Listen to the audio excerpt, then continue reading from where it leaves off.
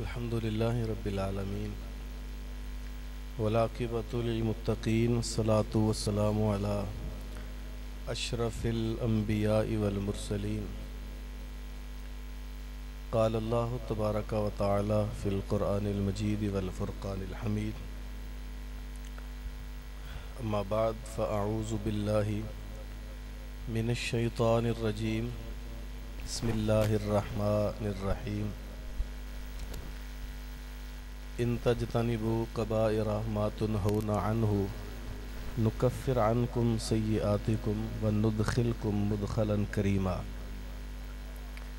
صدق الله مولانا العظيم وبلغنا رسوله النبي الكريم الأمين الرؤوف الرحيم ونحن على ذلك من الشاهدين والشاكرين والحمد لله رب العالمين.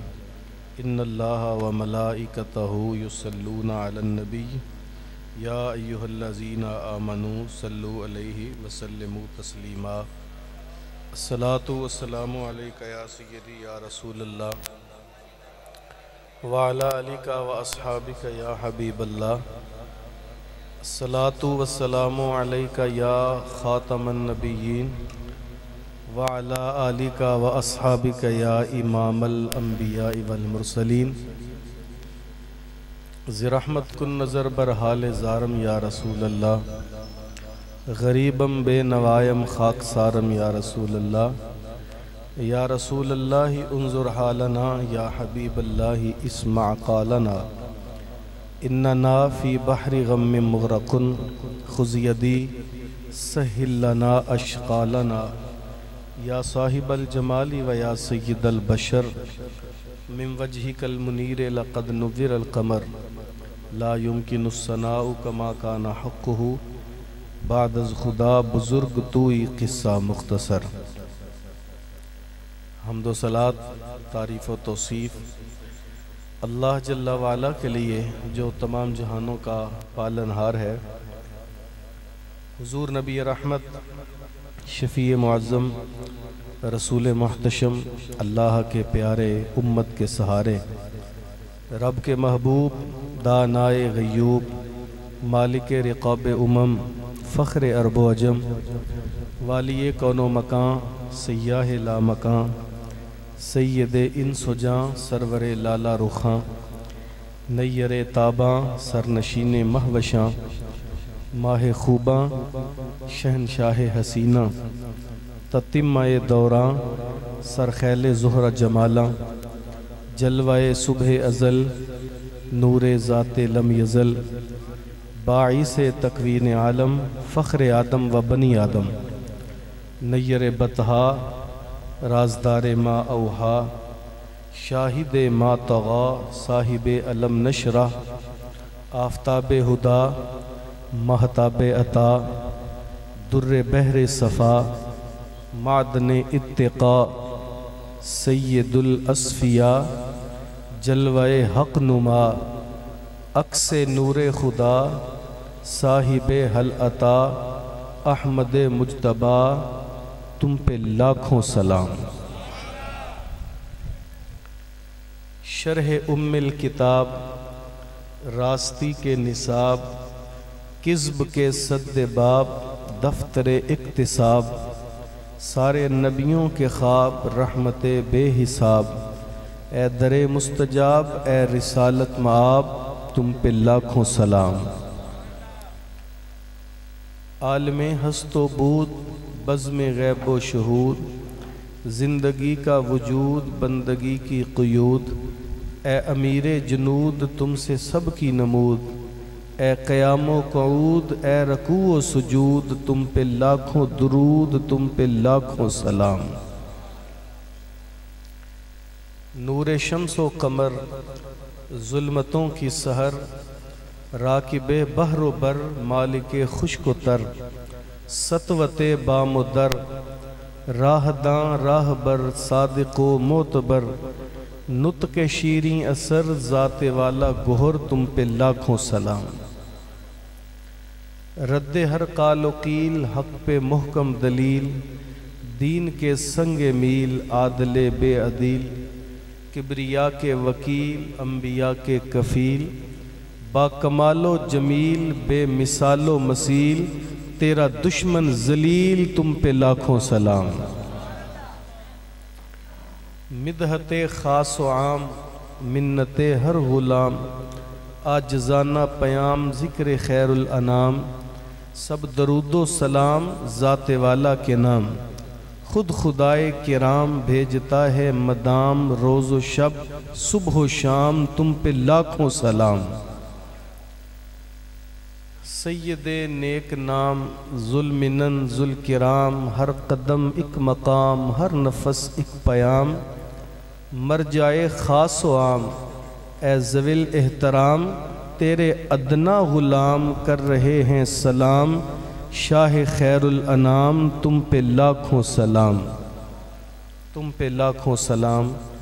بارگاہ رسالت مآب صلی اللہ علیہ وآلہ وسلم میں اپنی عقیدتوں، ارادتوں، محبتوں اور چاہتوں کا نیاز پیش کرنے کے بعد میرے نہایت واجب الاحترام ذوی الاحتشام برادران اسلام، علماء کرام، السلام علیکم ورحمۃ اللہ وبرکاتہ۔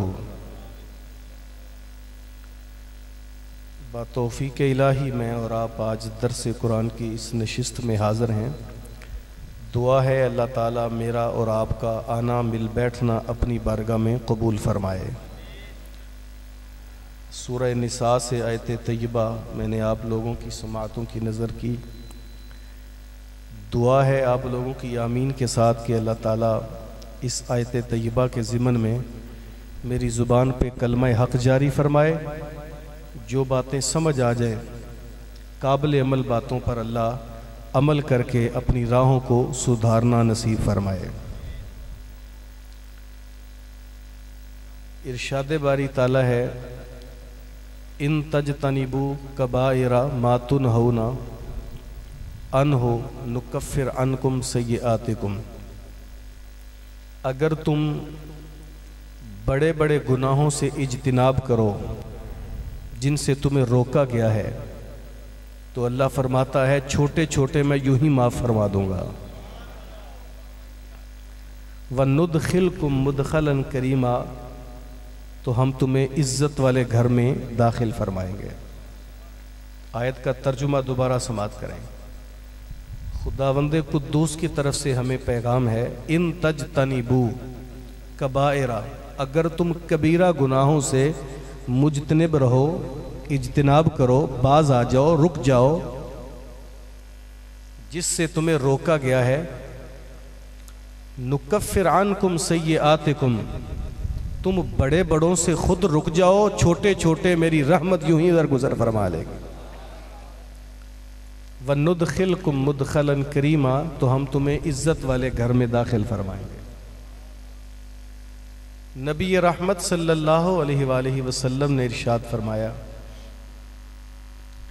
اللہ تعالیٰ نے کچھ چیزیں تمہارے پہ فرض کی ہیں، انہیں کبھی بھی ہلکا نہ جانو۔ کچھ چیزیں اللہ تعالیٰ نے تم پر حرام کی ہیں، ان سے ہمیشہ بچو۔ کچھ اللہ تعالیٰ نے تمہارے اوپر حدیں مقرر کی ہیں، انہیں کبھی تجاوز نہ کرو۔ کچھ چیزیں مشتبہ کر دی ہیں، یعنی جن کی حلت اور حرمت کو واضح نہیں کیا، ان سے بھی بچے رہو، اللہ تمہیں دنیا آخرت دونوں میں عزتیں عطا فرمائے گا۔ یعنی کبیرہ گناہ کیا ہے؟ علماء فرماتے ہیں ہر وہ گناہ جس کے ارتکاب پر دنیا کے اندر کوئی حد مقرر کی ہو، کوئی سزا تجویز کر دی جائے، یا وہ گناہ جس کے کرنے کے بعد اللہ نے قیامت کے دن عذاب شدید کا وعدہ کیا ہو، اسے گناہ کبیرہ کہتے ہیں۔ اچھا آسان کر لیں، وہ چیزیں جو بندہ مومن پہ فرض کی گئی ہیں ان کا ترک کرنا، اور جو چیزیں ہم پہ حرام کر دی گئی ہیں ان کا ارتکاب کرنا گناہ کبیرہ کہلاتا ہے۔ اور وہ گناہ جسے ہم صغیرہ سمجھ کے کرتے ہیں، وہ مسلسل کرتے رہیں تو تسلسل کے ساتھ وہ صغیرہ گناہ بھی کبیرہ بن جاتا ہے۔ تو اللہ کا وعدہ ہے کہ تم کبیرہ گناہوں سے اپنے آپ کو خود بچا لو، ہم تمہارے صغیرہ یوں ہی درگزر فرما جائیں گے، اور پھر ہم تمہیں عزت والے گھر میں بھی داخل فرمائیں گے۔ شیخ سعدی شیرازی نے لکھا ہے، بادشاہ وقت کا دربار لگا ہے تو عوام الناس کے ساتھ علماء بھی جلوہ گر ہیں۔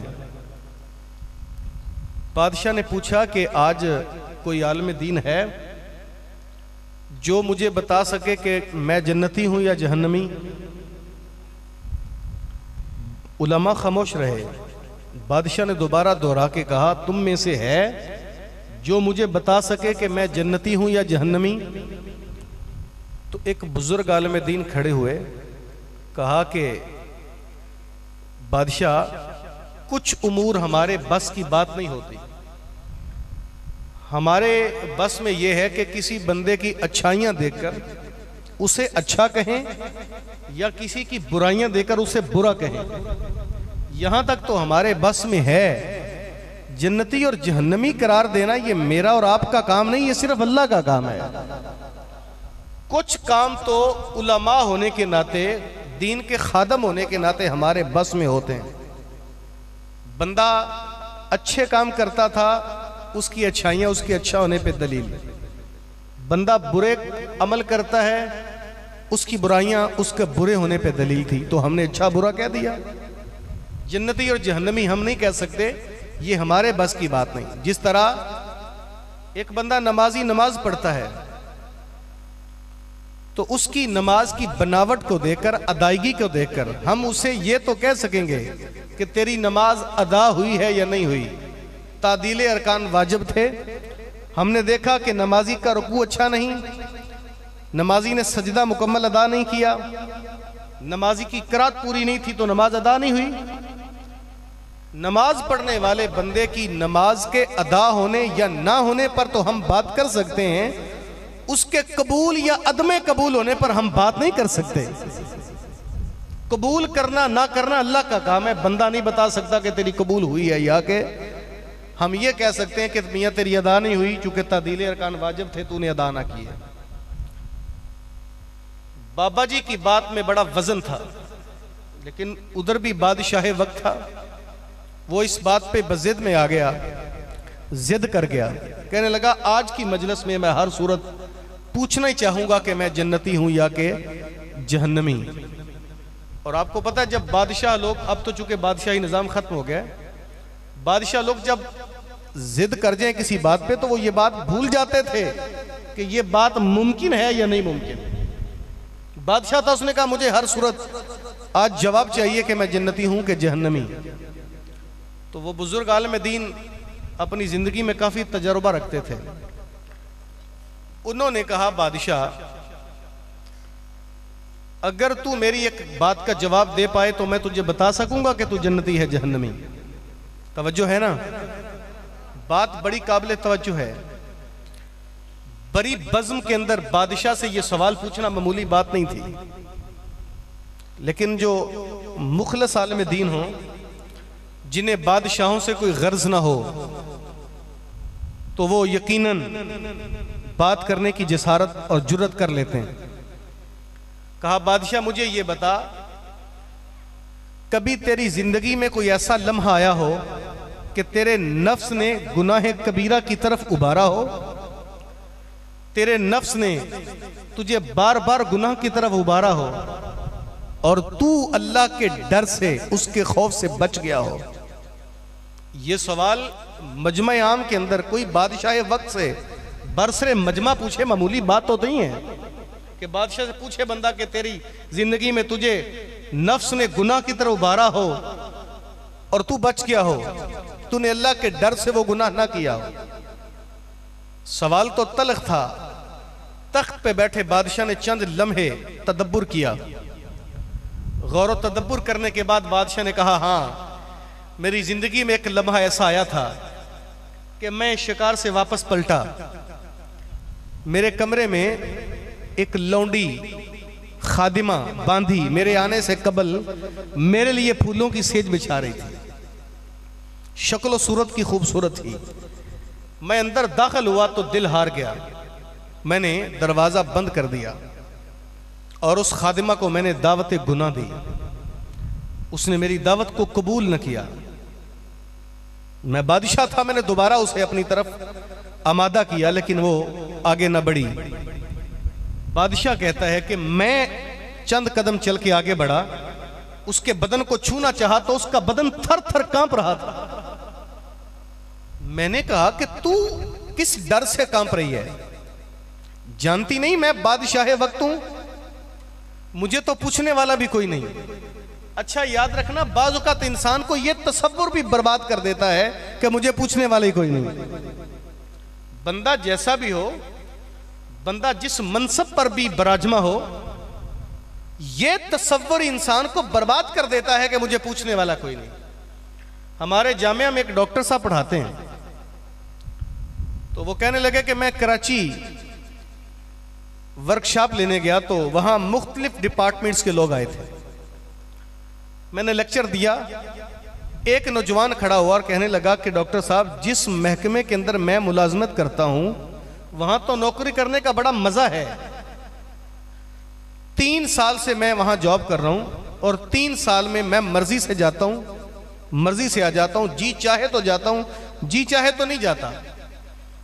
3 سال کے اندر مجھے آج تک کسی نے پوچھا ہی نہیں۔ اس نے کہا ڈاکٹر صاحب یقین کریں جاب کا اتنا مزہ ہے کہ کوئی اس ڈپارٹمنٹ کے اندر ہمیں پوچھنے والا ہے ہی نہیں، میاں تم کب آئے ہو، کب جا رہے ہو، کیا کر رہے ہو، کہاں کر رہے ہو، کب کر رہے ہو۔ مجھے 3 سال کے اندر آج تک کسی نے نہیں پوچھا اور مزہ آ گیا۔ ڈاکٹر صاحب کہتے ہیں اس جوان نے یہ جملہ 1 بار بھی کہا، 2 بار بھی کہا، یہ بات اس نے 3ری بار بھی بیان کی۔ جب 4تھی بار کہا نا تو مجمع سے ایک بڈھا سا بابا کھڑا ہو گیا تو کہنے لگا بیٹا پتر بار بار نہ کہہ کہ مینوں پوچھن والا کوئی نہیں، ایک گل یاد رکھیں جدو پوچھن والے پوچھ لیا تے پھر تیرے کولوں دسیا جانا نہیں۔ بعض اوقات بندہ یہ تصور کر لے کہ مجھے پوچھنے والا کوئی نہیں۔ اور میاں یاد رکھیں کوئی ایسی کچہری ہے کہ جس میں ہر بندے کو جواب دہی ہے، کوئی ایسی عدالت ہے جہاں ہر بندہ جواب دینے کا مجاز ہے، کوئی ایسی بارگاہ ہے، کوئی ایسا کٹہرہ ہے جہاں شاہ و گدا سب جواب دینے کے جو وہاں واجب ہے ان پر کہ وہ جواب دیں گے، کوئی ایسی بارگاہ ہے جہاں ہمیں حاضر ہو کے جواب بہر صورت دینا ہوگا۔ تو بندہ جب یہ تصور کر لے کہ مجھے پوچھنے والا ہی کوئی نہیں تو تب بھی برباد ہو جاتا ہے۔ تو بادشاہ کہتا ہے میں نے اسے آگے بڑھ کے کہا جانتی نہیں بادشاہ وقت ہوں، مجھے کون پوچھنے والا ہے؟ میں تو عدالت لگاتا ہوں، میں تو سوال کر لے تو مجھے کون کرے گا؟ تو اس خادمہ نے کپ کپاتے وجود کے ساتھ، کپ کپاتے ہونٹوں سے جو مجھے جملہ کہا، وہ کہنے لگی میں جانتی ہوں کہ تو بادشاہ وقت ہے، میں جانتی ہوں اس محل کی 4 دیواری میں تجھے پوچھنے والا کوئی نہیں، لیکن بادشاہ اصل بات یہ ہے کہ مجھے اللہ سے ڈر لگتا ہے۔ یہ ایسا جملہ تھا جو میری روح میں سرایت کر گیا۔ اس نے کہا بادشاہ مجھے ڈر لگتا ہے۔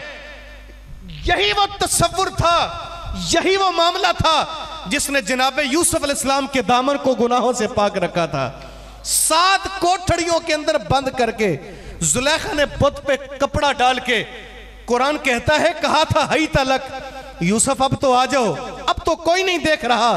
تو جناب یوسف نے یہی جواب دیا قال معاذ اللہ، اللہ کی پناہ، تو 7 کوٹھڑیوں میں تالے لگا کے بت پہ موٹا کپڑا ڈال کے اس کی نظروں سے چھپ گئی ہے، یاد رکھنا میرا اللہ 7ویں کوٹھڑی کے اندر بھی مجھے دیکھ رہا ہے۔ یہ جملہ کہہ کے پلٹ کے یوسف علیہ السلام واپس دوڑے۔ قرآن کہتا ہے کہ یوسف علیہ السلام یہ تصور کر کے جب واپس پلٹے تو تالا کھولنے کی ضرورت نہ پڑی، اور میاں سارے تالے خود ہی کھل گئے تھے۔ جب بندہ اللہ کے ڈر سے اپنے دامن کو بچانا چاہے، اور یار بڑا سادہ جملہ ہماری پنجابی میں کہا کرتے ہیں، ہمت مرداں مدد خدا۔ بندے تو اپنے دامن کو ایک بار گناہوں سے بچانے کے لیے ہمت تو کر، ایک بار گناہ سے بچنے کے لیے محنت تو کر لے، 70 بار اس کی رحمت تجھے اپنے دامن میں لپیٹ لیتی ہے۔ بندہ گناہ سے بچنا چاہے تو مالک کی ذات دیکھیے، یوسف علیہ السلام نے کہا کہ میرا اللہ 7ویں کوٹھڑی کے اندر بھی دیکھ رہا ہے۔ یہ تصور تھا جناب یوسف کا۔ ادھر انہوں نے اپنے مالک کو اپنے اتنا قریب جانا تو میرے مالک نے پھر سارے تالے خود بخود کھول دیے تھے۔ جب بندہ اپنے دامن کو خود بچانا چاہے تو پھر اللہ تعالیٰ کی رحمت کو کہتی ہے کہ بندے تو چل کر میری دہلیز پہ آئے تو میری رحمت دوڑ کر تیرا استقبال کرتی ہے۔ تو خود اپنی دامن کو بچا۔ اس نے کہا بادشاہ مجھے اللہ سے ڈر لگتا ہے کہ تیرے ساتھ کر منہ کالا کر لیا، کل قیامت کے دن اللہ کا سامنا میں اور تو کس طرح کر پائیں گے؟ اس 4 دیواری کے اندر تجھے کوئی نہیں پوچھتا۔ یاد رکھنا جب اللہ کی کچہری لگے گی، جب اس کا کٹہرا ہوگا، وہاں تجھے بھی جواب دینا پڑے گا، وہاں مجھے بھی جواب دینا پڑے گا۔ بادشاہ کہتا ہے کہ بارہا میرے نفس نے کئی روپ دھارے، مجھے کئی انداز سے اس کی طرف آمادہ کرنا چاہا کہ تو بادشاہ ہے، یہ خادمہ ہے، کون تجھے پوچھے گا؟ مظلوم خاتون کی چیخیں اس بند کمرے میں دب جائیں گی، تو جو چاہے کر، طاقت تیرے پاس ہے، قوت تیرے پاس ہے، اختیارات تیرے پاس ہیں۔ یہ اگر کوئی چیخے بھی پکار بھی کرے گی تو اس کی چیخیں تیرے کمرے میں بند ہو جائیں گی۔ بادشاہ کہتا ہے کہ کئی روپ دھارے میرے نفس نے، کئی دلائل تراش کے مجھے اس کی طرف آمادہ کرنے کی کوشش کی، لیکن میرے دل میں، میری روح میں وہ جملہ سرایت کر گیا۔ کہا بادشاہ یاد رکھنا، اگر قیامت کے دن وہ لونڈی آج اللہ کے ڈر سے اس کی بارگاہ میں جانے سے ڈرتی ہے، بادشاہ اگر اسے جواب دینا ہے تو تجھے بھی جواب دینا پڑے گا۔ مجھے بھی اپنے اللہ سے ڈر لگا تو مالک کے خوف سے میں نے دروازہ کھولا، خاتون کو آزاد کر دیا۔ یہ وہ لمحہ تھا میری زندگی میں کہ میرے نفس نے مجھے ابھارا، میں نے اپنے آپ کو بچا لیا۔ تو وہ بزرگ عالم دین کہنے لگے بادشاہ پھر تو جنتی ہے۔ کہا کس بنیاد پر تو نے ایک واقعہ سن کے مجھے جنتی کہا؟ کہا بادشاہ اگر میں کہتا تو شاید تو جنتی نہ ہوتا۔ واقعہ سن کر تجھے جنتی میں نے نہیں کہا، واقعہ سن کر تجھے جنتی میرے اللہ نے کہا ہے۔ قرآن تو پڑھ، اس رب کا وعدہ ہے فَأَمَّا مَنْ خَافَ مَقَامَ رَبِّهِ وَنَهَا النَّفْسَ عَنِ الْهَوَىٰ فَإِنَّ الْجَنَّةَ هِيَ الْمَأْوَىٰ، جو اللہ کے ڈر سے، خوف سے اپنے نفس کو گناہوں سے روک لیتا ہے، اللہ کا وعدہ ہے اسی کا ٹھکانہ جنت ہے۔ میرے رب کا وعدہ ہے بندہ مومن اپنے دامن کو گناہ کبیرہ سے تو خود بچا لے، اپنے نفس کو گناہ سے تو خود روک لے۔ اگر کبیرہ گناہ سے تو رک جائے گا، تیرے صغیرہ میری رحمت یوں ہی درگزر فرما لیتی ہے، تیرے صغیرہ کو میں یوں ہی معاف کر دوں گا۔ تو اللہ تعالیٰ بندہ مومن کے وعدہ کرتا ہے کہ جو اللہ کے ڈر سے، اس کے خوف سے اپنے دامن کو گناہوں سے بچاتا ہے، یار یاد رکھنا اللہ تعالیٰ فرماتا ہے تو بڑے بڑے گناہوں سے بچ جا، تیرے چھوٹے چھوٹے اللہ یوں ہی معاف فرما دے گا۔ مسجد نبوی کا ماحول ہے، کریم آقا صلی اللہ علیہ وسلم منبر پہ جلوہ گر ہیں، صحابہ کی مجلس لگی ہے۔ بخاری شریف میں روایت ہے رسالت مآب صلی اللہ علیہ وسلم صحابہ کی تربیت کے لیے اپنے صحابہ کو ایک بات سنا رہے ہیں۔ یار انداز محبت دیکھیے کریم آقا صلی اللہ علیہ وسلم کا صحابہ کو، جب وہ گناہوں سے بچانے کا اور دین کی راہوں پہ ڈالنے کا، اپنے مالک کی جانب رجوع کرنے کا انداز دیکھیے۔ حضور فرماتے ہیں صحابہ، بنی اسرائیل میں ایک شخص نے ساری زندگی بدکاریوں میں گزاری۔ یاد رکھنا بندے کی زندگی میں گناہ صادر ہو ہی جاتے ہیں، لیکن بندے کو کبھی اللہ کی رحمت سے مایوس نہیں ہونے دینا چاہیے۔ حضور فرماتے ہیں صحابہ، بنی اسرائیل کا شخص ساری زندگی گناہوں میں گزارتا ہے، جب بیماریوں نے اسے گھیر لیا، چار پائی پہ بستر مرگ پہ ہے، تو آنکھیں بند کر کے جب اس نے اپنے ماضی کے اوراق ٹٹولے تو اسے ماں سوائے گناہوں کی سیاہی کے کچھ نظر نہیں آتا، اسے اپنے دامن میں گناہوں کے علاوہ کچھ نظر نہ آیا۔ وہ شیخ سعدی فرماتے ہیں پمبا کجا کجا نہ ہم کہ ہما داغ داغ شد، میں کہاں کہاں روئی رکھوں، میاں تیرا انگ انگ تو زخمی ہے۔ اس نے دیکھا کہ میرے دامن میں تو گناہ کے علاوہ ہے ہی کچھ نہیں. وہ سوچنے لگا کہ جتنے گناہ میں نے کیے ہیں، جن راہوں پہ میں نے زندگی گزار دی، جس گناہوں کی دلدل کے اندر میں نے وقت برباد کر دیا ہے، اگر میں مر گیا، اللہ کی دہلیز پہ مجھے پیش کر دیا گیا، تو میں تو جواب نہیں دے سکوں گا. وہ کیا کہتے ہیں نا، میرے دامن میں شراروں کے سوا کچھ بھی نہیں، تم پھولوں کے خریدار نظر آتے ہو. میرے دامن میں کانٹوں کے سوا کچھ بھی نہیں، تم پھولوں کے خریدار نظر آتے ہو. میرے دامن میں تو گناہوں کی سیاہی کے علاوہ کچھ نہیں.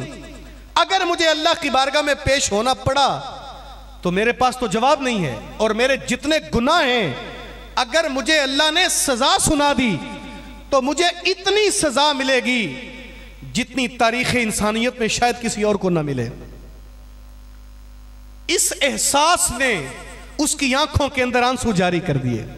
یاد رکھنا، جب بندے کے دل میں اللہ کا خوف ہو جائے اور اس خوف کی وجہ سے آنکھوں میں آنسو آ جائیں، میرے رب کا وعدہ ہے، اے بندے، جب تیری آنکھ میری یاد میں ایک مرتبہ آنسو بہائے، میں تیرے سارے گناہ معاف کر دیتا ہوں.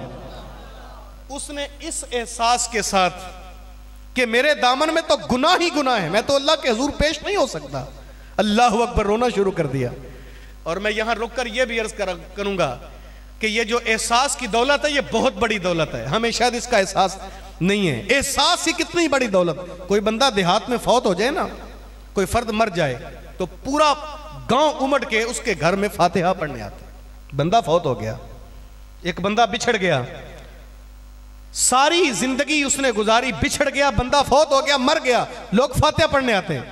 یار یاد رکھنا، ایک بندہ مرے تو ہم فاتحہ پڑھتے ہیں، اور صاحب بندہ مر جائے تو فرد مرتا ہے، ایک احساس مر جائے، یاد رکھنا پورا معاشرہ مر جاتا ہے. ہمیں تو احساس کا پتہ ہی نہیں، احساس کسے کہتے ہیں. جبکہ رسول اللہ صلی اللہ علیہ وسلم نے جو معاشرہ میں دیا وہ احساس کا معاشرہ تھا. لیکن آج احساس باقی نہیں رہا. آج کہاں احساس باقی ہے پوری دنیا کے اندر؟ میرے رسول صلی اللہ علیہ وسلم نے جو احساس کا معاشرہ دیا، ذرا ہم اس کی طرف نظر دوڑائیں نا. ایک صحابی کہتے ہیں کہ میں غزوے سے واپس پلٹا، مال غنیمت ملا، بانٹا گیا، تو مجھے ایک سری ملی، گھر لا کے بیوی کو دی، اس کا گوشت کرو اور پکاؤ. تو بیوی بھی تو رسول اللہ صلی اللہ علیہ وسلم کی تربیت یافتہ تھی. کہنے لگی، سر کے تاج اگر تم کہو تو اس سری کے گوشت کا ہمارا ہمسایہ ہم سے زیادہ حقدار ہے. میں نے کہا کوئی بات نہیں، اس کے گھر بھیج دو. سری وہاں بھیج دی گئی.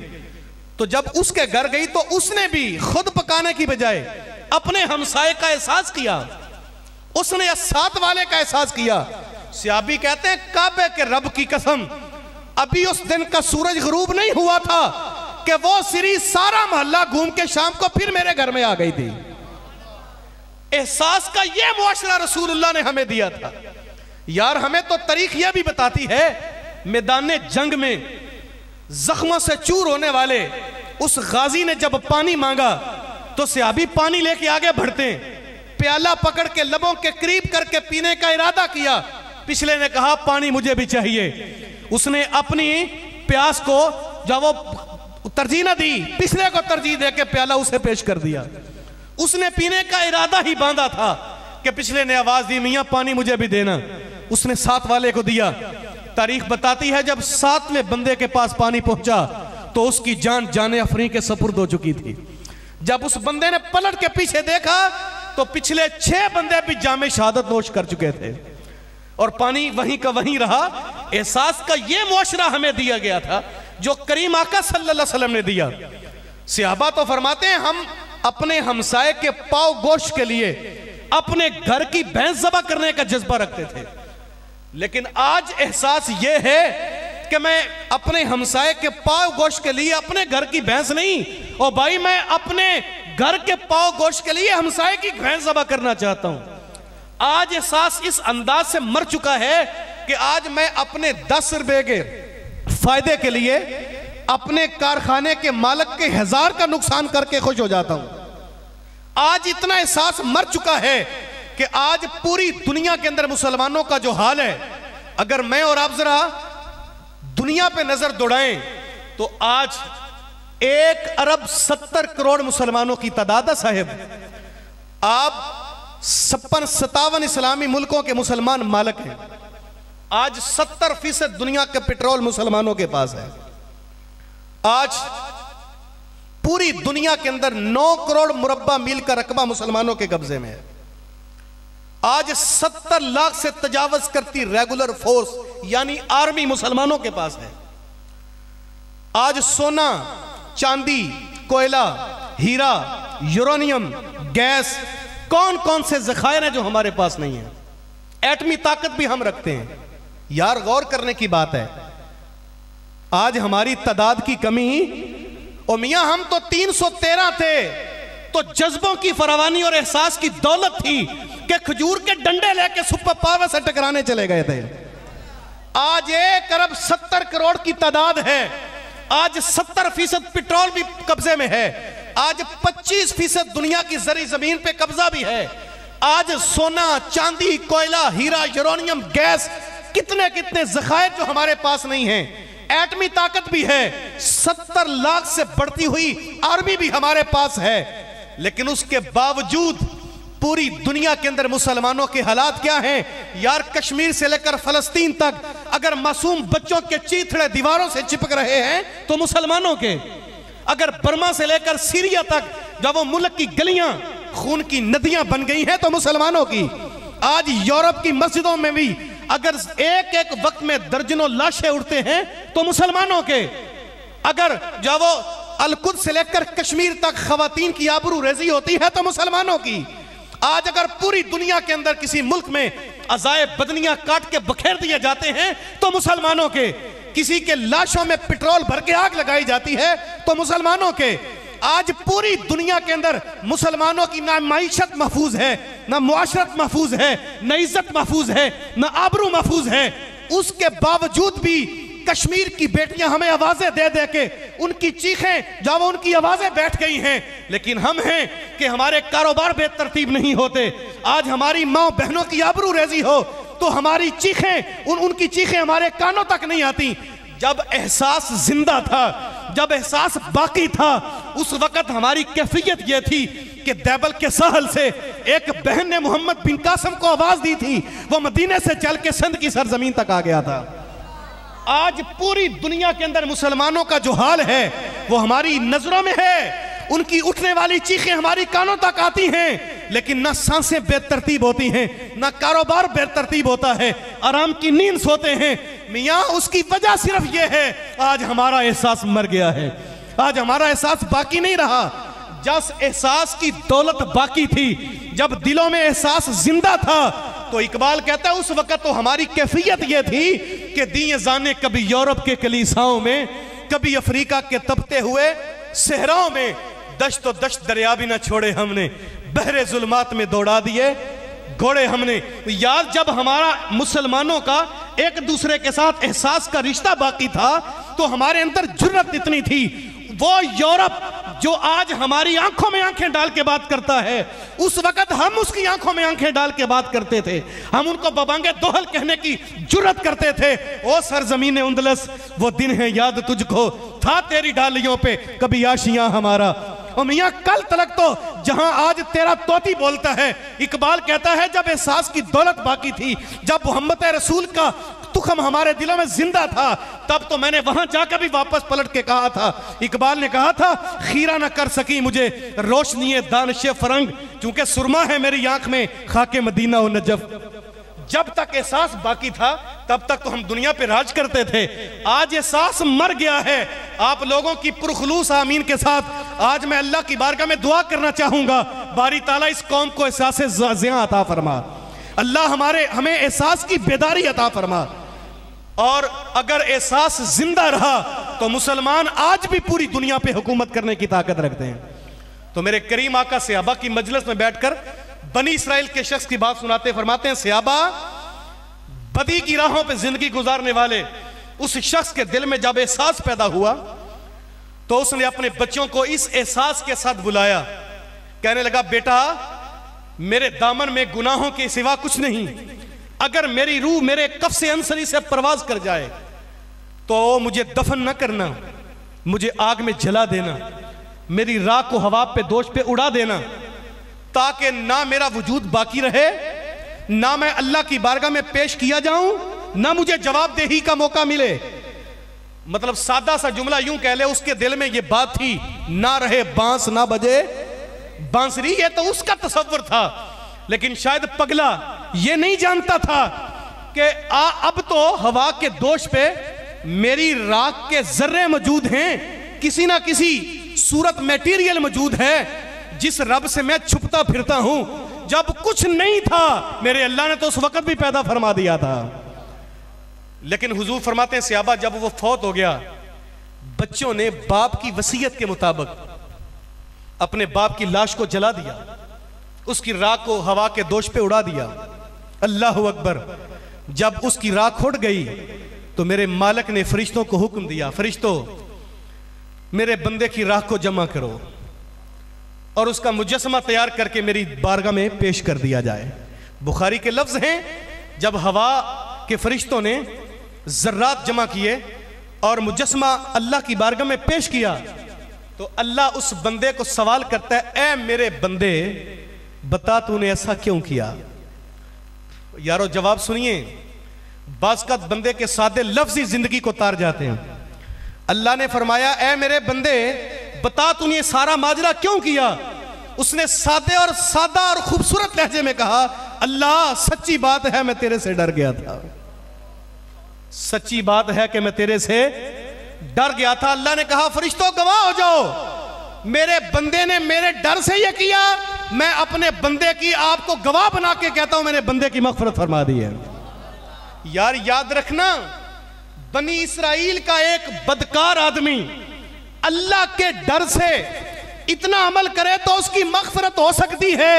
ہم تو اس کے سونے لاڈلے محبوب کے امتی ہیں۔ اور یار بندہ جب اللہ کے ڈر سے، اللہ کے خوف سے پلٹ کے اس کی دہلیز پہ آنا چاہے تو وہ یہ نہیں دیکھتا کہ میرے بندے کے آنے والے بندے کے گناہوں کی تعداد کتنی ہے، وہ رب یہ نہیں دیکھتا کہ میرے بندے کے گناہوں کا سائز کتنا ہے۔ اور میاں بنی اسرائیل کا بندہ 100 بندے قتل کر کے اللہ کی دہلیز پہ شرمندہ ہو کے آ جائے، اللہ اس کی بھی مغفرت فرما دیتا ہے۔ تو جب اس کے لاڈلے محبوب کا امتی اپنے دل میں اپنے اللہ کی محبت ڈال کے اس کے ڈر سے اس کی دہلیز پہ پلٹ کے آ جائے تو پھر وہ یہ نہیں دیکھتا اس کی عمر کتنی گزر گئی ہے، اس کی داڑھی میں سفید بال ہیں کہ نہیں، اس کے گناہ کتنے ہیں، ان کی تعداد کتنی ہے، سائز کتنا بڑا ہے۔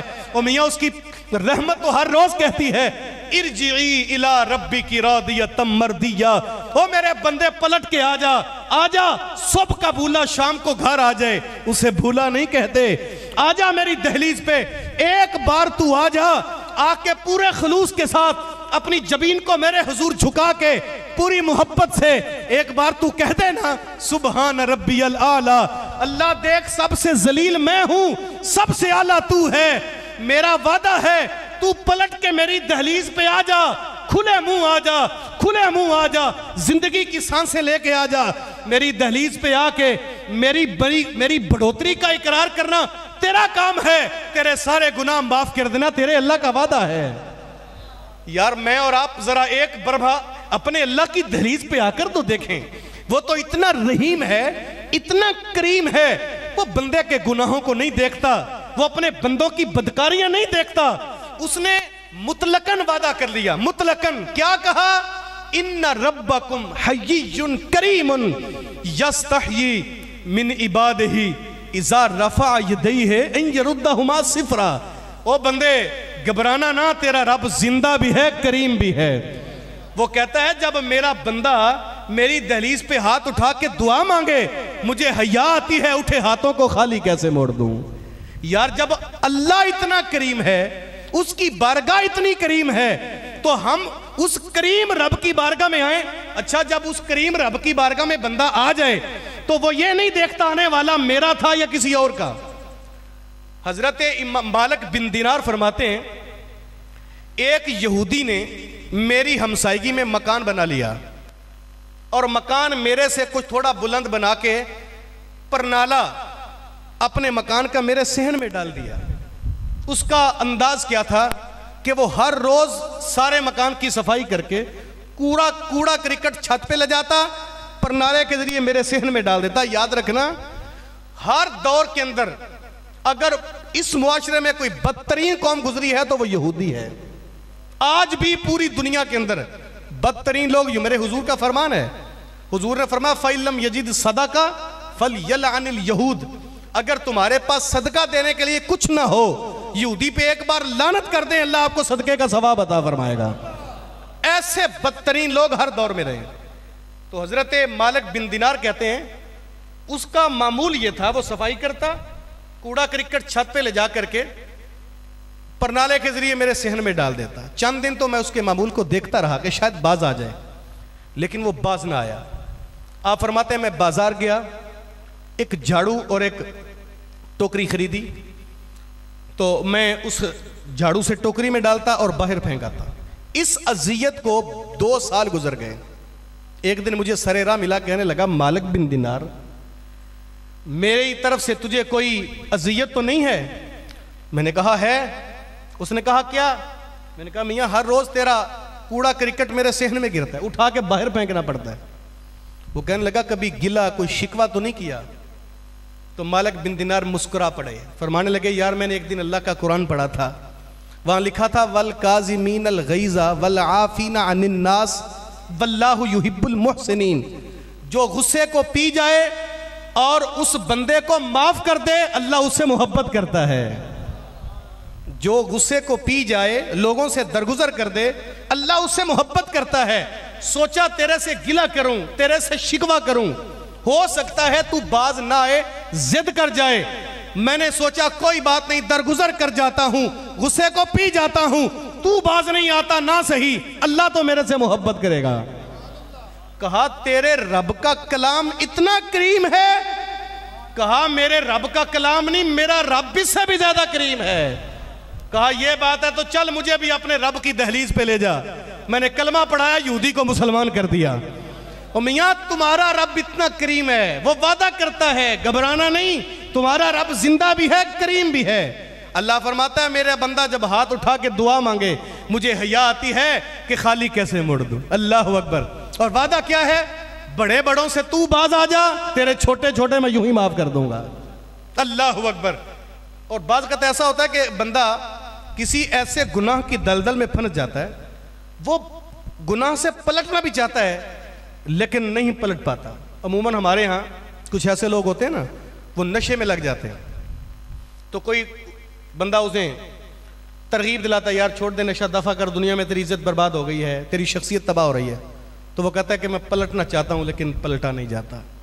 کوئی بندہ کسی دوسرے گناہ میں پھنس جاتا ہے، وہ کہتا ہے میں واپس لوٹنا چاہتا ہوں لیکن حالات پلٹنے نہیں دیتے۔ تو پھر کچھ لوگ اپنے آپ کو واقعی واپس پلٹانا چاہتے ہیں، تو وہ کسی یا بزرگ عالم دین کے پاس جاتے ہیں یا کسی پیر صاحب کی دہلیز پہ جاتے ہیں کہ حضرت کوئی وظیفہ بتائیں کہ میں گناہ سے واپس پلٹا ہوں۔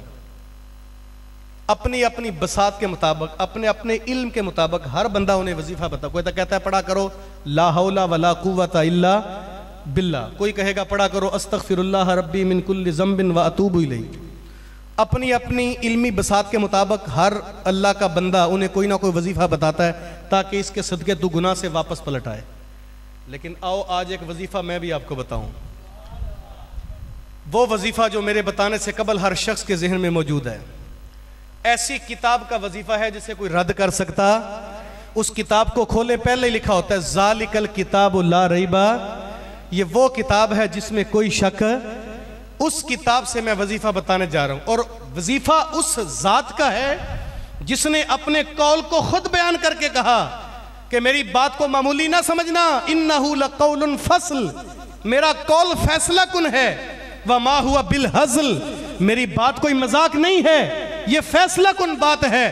آئیے یار میرا رب ان بندوں کے لیے جو ہر برائی سے، ہر گناہ سے، ہر بے حیائی سے پلٹنا چاہتے ہیں، اللہ فرماتا ہے ان الصلاۃ تنہا عن الفحشاء والمنکر، بے شک نماز بے حیائی اور برے کاموں سے روک دیتی ہے۔ گناہوں سے پلٹنے والوں، بے حیائی سے بچنے والوں، بہترین طریقہ یہ ہے کہ گناہ سے بچنا چاہتے ہو تو 5 وقتی نماز پڑھ لو. گناہوں سے، بے حیائی سے، برے کاموں سے بچنے کا سب سے بہترین وظیفہ کیا ہے؟ جو پڑھنے کا ارادہ رکھتے ہیں وہ ضرور بولیں کیا ہے؟ جنہوں نے ایک پڑھ لی اگلی پڑھنے کے ارادے میں ہیں وہ بولیں بہترین برائی سے بچنے کا وظیفہ کیا ہے؟ نہ جانے کس کی زبان سے یہ نکلا ہوا جملہ اللہ کو پسند آ جائے اور اس بندے کی برکت سے اللہ ساروں کو ہی توفیق عطا فرما دے.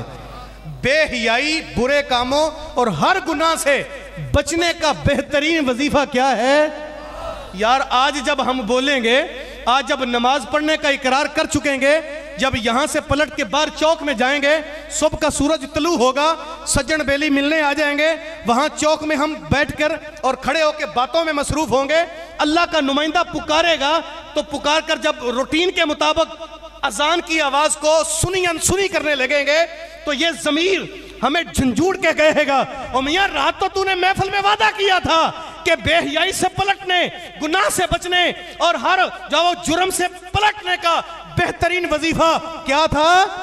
نماز. تو نمائندے نے تجھے پکار کر کہا گا حیا علی الصلاۃ. اللہ کا نمائندہ کہتے ہیں آجا مسجد میں، آجا نماز کے لیے. حیا علی الفلاح. کامیابی ڈھونڈنے والے، کامیابی تو اللہ کے گھر میں تیرا انتظار کر رہی ہے.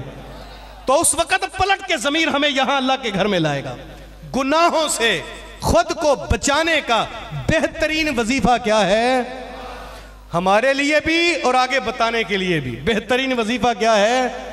نماز. اللہ مجھے اور آپ کو 5 وقتی نماز کی توفیق عطا فرمائے. اچھا، گناہوں سے بچنے کا ایک اور وظیفہ میں بتاتا جاؤں. ویسے تو سینکڑوں طریقے گناہوں سے بچنے کے ہیں. آج کی مجلس میں ہم نے جو پہلا وظیفہ پڑھا گناہوں سے بچنے کا وہ کیا ہے؟ یہ آپ نے پیغام اپنے ساتھ لے کے جانا ہے. دوسرا جو بہترین طریقہ گناہوں سے بچنے کا ہے وہ اللہ کی مخلوق سے محبت کرنا ہے. جو اللہ کے بندوں سے پیار کرتا ہے وہ یار اللہ کا وعدہ ہے. حدیث سنیں گے آپ کو اپنے مقدر پہ رشک آ جائے گا. مشکات کی روایت ہے اور حدیث قدسی ہے. حدیث قدسی وہ ہوتی ہے کہ جس کو حضور ڈائریکٹ اللہ سے روایت کریں.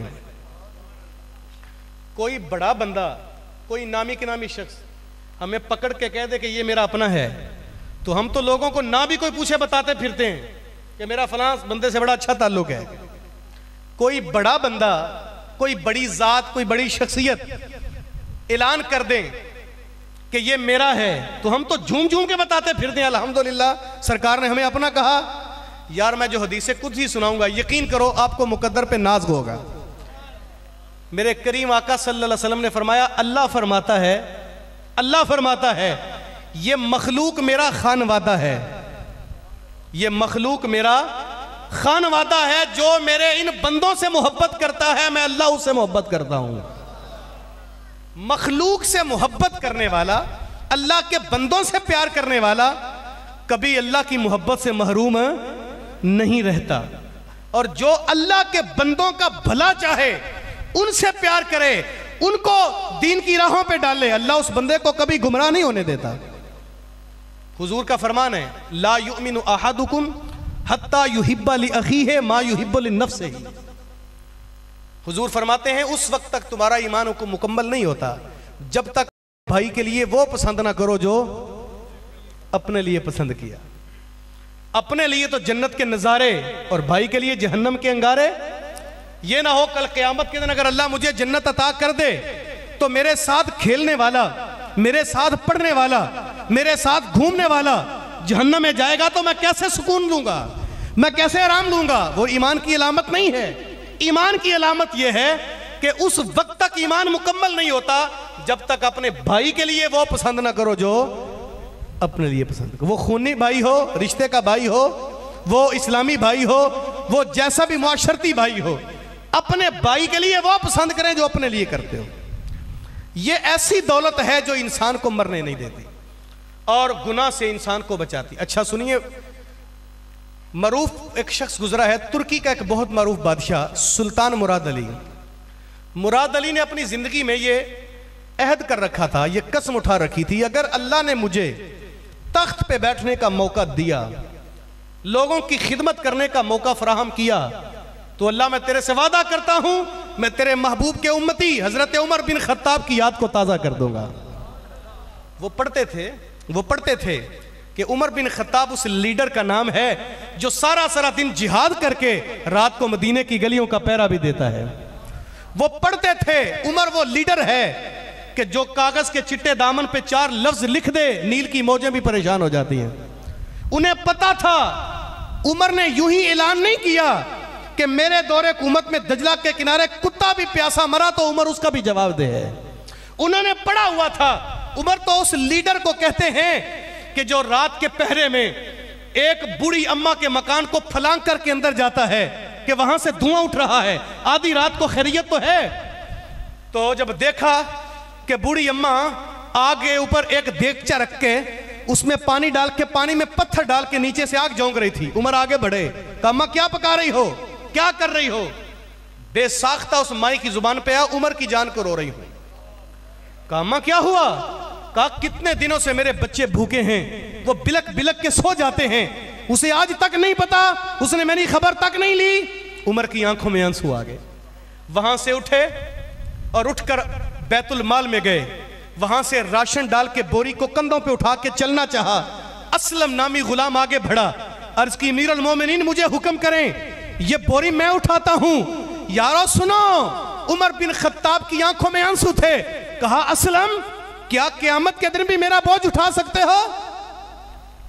کہا نہیں، میں نے قرآن پڑھا ہے، اللہ کا وعدہ وَلَا تَزِرُ وَازِرَةٌ وِزْرَ أُخْرَى، قیامت کو کوئی کسی کا بوجھ نہیں اٹھائے گا۔ کہا کل میں نے جب قیامت کو اٹھانا ہے اسلم آج بھی مجھے اٹھا لینے دو۔ اللہ اسے حکمران کہتے ہیں بھائی۔ اور وہی عمر وہاں سے اٹھا اور آ کے اس مائی کے گھر میں اپنے ہاتھوں سے آٹا گھوندا، تاریخ پڑھیں، روٹی پکائی، ان بچوں کو اٹھا کر کے کھلائی۔ 22 لاکھ مربع میل کا فاتح حکمران جو مدینہ طیبہ کے منبر پہ بات کرے، اللہ اکبر، یمن کے پہاڑ کام پڑتے ہیں، جو مدینہ طیبہ کی ننگی پشت پہ سو جائے تو کیسر و کسرا پہ پھولوں کی پتیوں پہ سونے والے بادشاہوں کی نیندر حرام ہو جاتی ہے۔ 22 لاکھ مربع میل کا وہ فاتح حکمران زمین پہ میمنی بن کے گھٹنے اور ہاتھ رکھ کے بچوں کو کہتا ہے بیٹا میری پشت پہ سوار ہو جاؤ۔ بچے پشت پہ سوار ہوتے ہیں، رات کا پچھلا پہر ہے، عمر کبھی اس دیوار کی طرف جاتا ہے، کبھی اس دیوار کی طرف بھاگتا ہے۔ بوڑھی اماں کہتی ہے بیٹا کیا کر رہے ہو؟ کہا جتنا انہیں رلایا ہے اتنا انہیں ہنسا رہا ہوں، اگر نہ ہنسایا تو شاید اللہ کے حضور جواب نہ دے گا۔ تو مائی کہنے لگی پتر تیرے جیسے جوان کو عمر ہونا چاہیے۔ کہا اماں چھوڑ، عمر کو معاف کر دے، بیچارہ بڑا مصروف ہے۔ کہا میں اسے معاف نہیں کروں گی، کل اللہ کی بارگاہ میں سوال کروں گی اس سے۔ کہا اماں میں کہتا ہوں بیچارہ بہت مصروف ہے، اسے معاف کر دے۔ کہا تو اتنی منتیں کر کے تو جا وہ اتنی کفالت کیوں کرتا ہے؟ تو اس کی بات اس انداز سے کیوں کرتا ہے؟ تو جانتا ہے عمر کو؟ کہا اماں تیرے سامنے کھڑے جوان کا ہی نام تو عمر ہے۔ اللہ اکبر، عمر کی زندگی پڑھنے والے جانتے تھے عمر کے حوال کیا ہوتے ہیں۔ کہا میں وعدہ کرتا ہوں اللہ اگر تو نے مجھے قوم کی خدمت کا موقع دیا تو میں تیرے بندے عمر کی یاد کو تازہ ضرور کروں گا۔ لیکن قدرت تو بندوں کا بھلا چاہتی ہے، قدرت تو نہیں چاہتی کہ میرے بندے رسوا ہوں، اللہ تو نہیں چاہتی میرے بندے در در بھٹکتے رہیں۔ قدرت نے اس بندے کو موقع دیا، مراد علی تخت پہ بیٹھ گیا، اس نے اپنی زندگی کا وطیرہ بنا لیا، کبھی کبھی بیس بدل کے وہ عوام کے احوال پوچھتا۔ بعض اوقات ایسا ہوتا ہے کہ بندہ جب حکمران بن کے بیٹھے تو عوام کے اندر جرأت نہیں ہوتی وہ اپنے حوال بیان کریں، وہ بیس بدل کے جاتا اور لوگوں کے حوال پوچھتا۔ یہی عمر بن خطاب کا طریقہ تھا، اللہ اکبر۔ وہ بھی جب وہ ان لوگوں کے سامنے حوال پوچھتے تھے جو نہ جانتے ہوں۔ تو مراد علی ایک دن مزدورانہ لباس پہن لیا تو اپنے گیٹ کے محافظ کے ساتھ لوگوں کے احوال دیکھنے کے لیے اپنے محل سے نکلا نا، تو سڑک کنارے اس نے دیکھا ایک شخص نیچے لیٹا ہوا، اس کے اوپر چادر ہے اور ایک وہاں اس کے سرانے کھڑا ہے۔ کہا کون ہے تم اور یہ کون ہے؟ اس نے کہا یہ ایک بندہ فوت ہو گیا ہے، تو میں اسے جانتا ہوں، میرے محلے کا رہنے والا ہے، تو میں اس کے گھر پہنچانا چاہتا ہوں، اکیلا اٹھا نہیں سکتا، جس بندے کو کہتا ہوں اس کو اٹھاؤ، کوئی کہتا یہ زانی تھا، کوئی کہتا شرابی تھا، لاش کے قریب کوئی نہیں آتا۔ تو مراد علی نے کہا چل یار کچھ بھی تھا، میرے محمد کا امتی تو تھا نا۔ مراد علی نے اس کو اٹھایا، اس کی لاش گھر لے گیا، گھر والوں کے سپردگی، خاتون نے وصول کر لیا۔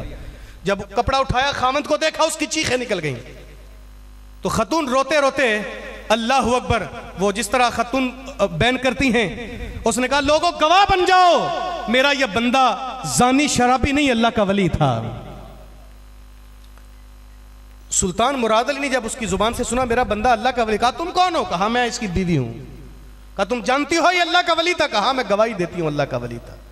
اور ہم تو جانتے ہیں کہ سب سے قریبی جاننے والا جو ساتھی ہوتا ہے وہ ہم سفر ہی ہوتا ہے، بیوی سے بڑھ کر کون جانتا ہے؟ مراد علی نے کہا کہ لوگ تو اسے زانی شرابی کہہ رہے تھے، اس کی زبان سے نکل گیا لوگ بھی سچ ہی کہتے تھے۔ مراد علی تو حیرت میں گم گیا، اس نے کہا اگر لوگ سچ کہتے تھے تو پھر تو جھوٹ کہتی ہے؟ چونکہ زانی شرابی اگر تھا تو پھر تو جھوٹ کہتی ہے، زانی شرابی اللہ کے ولی نہیں ہوتے۔ اگر تو سچی ہے تو لوگ جھوٹے ہیں، چونکہ ولی اللہ کے زانی اور شرابی نہیں ہوتے۔ تو جب سوال کیا تو خاتون کہنے لگی اگر بندہ فوت نہ ہوتا تو راز فاش نہ کرتی۔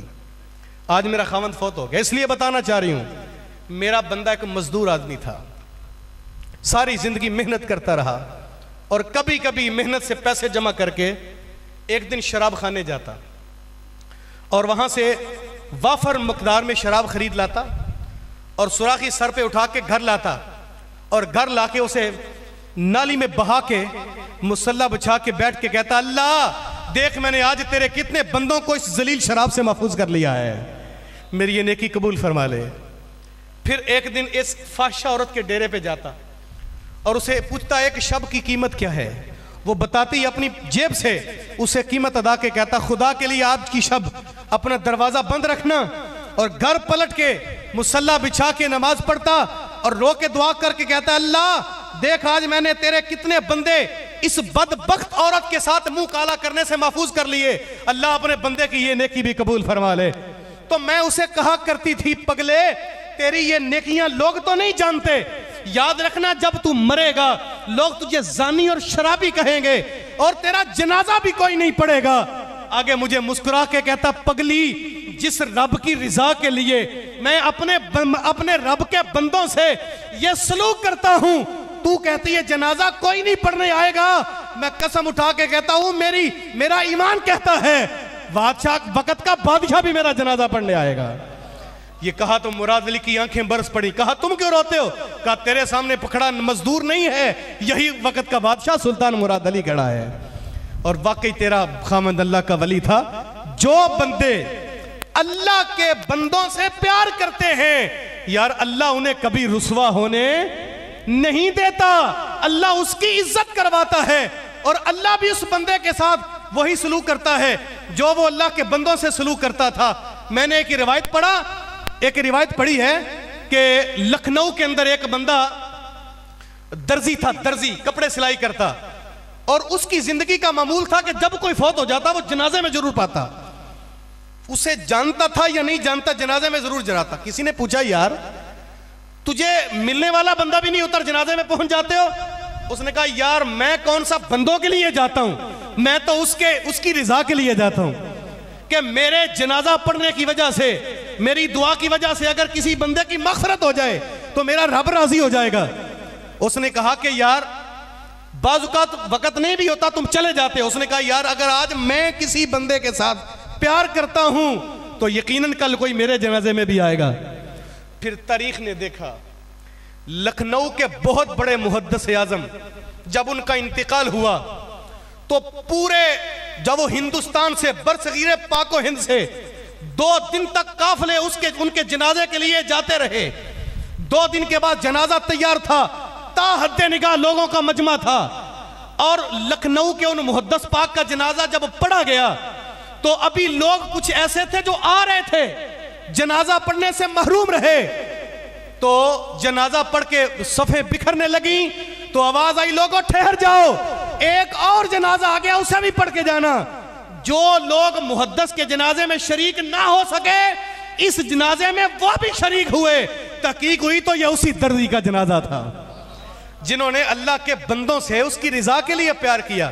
اور یار جو اللہ کے بندوں سے محبت کرتا ہے اللہ کا وعدہ ہے میں اللہ بھی اس سے محبت کرتا ہوں۔ تو گناہوں سے بچنے کے اور بے حیائی سے پیچھے ہٹنے کے 2 طریقے جو آج کی مجلس میں ہم نے سیکھے، پڑھے اور سنے وہ کیا ہے؟ پہلا بہترین وظیفہ کیا ہے؟ جو فجر کی جماعت سے پڑھنا چاہتا ہے وہ ضرور کہے کیا ہے؟ نماز ایسا وظیفہ ہے اللہ کا وعدہ ہے ہر بے حیائی سے روکتی ہے۔ اور 2-3 تقیدوں سے کہا ان الصلاۃ، بے شک نماز بے حیائی اور برے کاموں سے، اور دوسرا وظیفہ بے حیائی سے بچانے کا، گناہوں سے بچانے کا، وہ کیا ہے؟ اللہ کے بندوں سے۔ اگر میں حضور صلی اللہ علیہ وسلم کی ساری زندگی کا نچوڑ کروں اور دین اسلام کے پھیلنے کا سارا نچوڑ نکالوں تو یاد رکھنا یہ بات جو میں کہنے جا رہا ہوں، نماز فرض ہے، روزہ فرض ہے، زکوٰۃ فرض ہے، حج بھی صاحب استطاعت پہ فرض ہے، لیکن یاد رکھنا دین نماز پڑھنے سے نہیں، حج کرنے سے نہیں، روزہ رکھنے یا زکوٰۃ دینے سے نہیں پھیلا۔ اور میاں دین اس وقت پھیلا تھا جب میرے کریم آقا نے بلال حبشی کو زمین سے اٹھا کے کعبے کی چھت پہ چڑھا دیا تھا۔ دین اس وقت پھیلا تھا جب آنے والے جب وہ اسود کو اس نے عرض کی حضور میں کلمہ پڑھوں تو کیا ملے گا؟ مجھے تو مدینے میں ماننے کے لیے تیار کوئی نہیں۔ فرمایا تو کلمہ پڑھ کے مسلمان ہو کے نماز پڑھنے مسجد میں آئے، اگر تو پہلے آئے ابو بکر بعد میں آئے، تجھے پہلی صف میں ابو بکر کو دوسری صف میں جگہ ملے گی۔ جب انسانیت کو یہ عزت دی تھی نا میرے حضور نے تو دین تب پھیلا تھا۔ تو آئیے میں اور آپ لوگوں کو عزت دیں، لوگوں سے محبت کریں، لوگوں سے پیار کریں۔ بندے کے ساتھ کیا ہوا پیار کبھی رائے گا نہیں جاتا۔ ہم پیار کرتے بھی ہیں تو نیوندرے کی شکل میں، ایسا پیار نہ کریں، پیار اللہ کی رضا کے لیے کریں، تو پھر دنیا کے اندر اللہ تعالیٰ کی ذات جب وہ کبھی رسوا نہیں ہونے دیتی۔ اللہ تعالیٰ کی ذات یقیناً اپنے بندوں کا برم رکھتی ہے۔ آپ لوگوں کی پرخلوص آمین کے ساتھ میں پھر بارہ دیگر دعا کروں گا کہ اللہ پاک جو 2 چیزیں ہم نے آج کی مجلس میں پڑھی، یہاں سبحان اللہ کہہ کے، یہاں نعرے لگا کے ہم اسلام کو ادھر ہی نہ چھوڑ جائیں، ان 2 چیزوں کو زندگی کا وظیفہ بنا کے لے جائیں۔ گناہوں سے بچانے والی پہلی چیز کیا ہے؟ ایک مرتبہ میرے کہنے پہ اتنی محبت سے بولیں شیطان کا کلیجہ پھٹ جائے جو ظالم ہمیں پڑھنے نہیں دیتا۔ بہترین گناہوں سے بچنے کا وظیفہ کیا ہے؟ اور دوسرا وظیفہ اللہ کے بندوں سے پیار۔ اللہ ہمیں دونوں وظیفے اپنی زندگی میں جو وہ اپنانے کی توفیق عطا فرمائے۔ ایک بڑا خوبصورت اور بڑا ضروری اعلان سماعت کر لیں، اس کے بعد میں جب وہ دعا کی طرف بڑھوں گا۔ سرزمین حافظ آباد میں ماہ نور، ماہ ربیع الاول